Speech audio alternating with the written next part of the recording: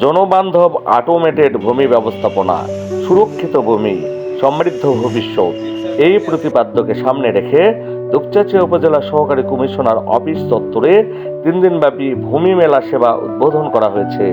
19 মে মঙ্গলবার সকালে ভূমি অফিস চত্বরে এই ভূমি সেবা মেলার উদ্বোধন করেন উপজেলা নির্বাহী অফিসার শাহরুখ খান।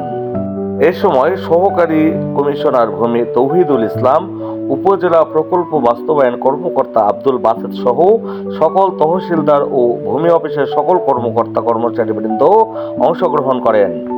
উক্ত সেবা মেলায় নামজারি আবেদন, ডিসিআর প্রদান, ভূমি উন্নয়ন কর প্রদান, হোল্ডিং খোলা, অভিযোগ সংক্রান্ত গণশুনানি, রেকর্ড সংশোধন সহ সেবা প্রত্যাশীদেরকে জমি সংক্রান্ত সকল ধরনের পরামর্শ প্রদান করা হবে।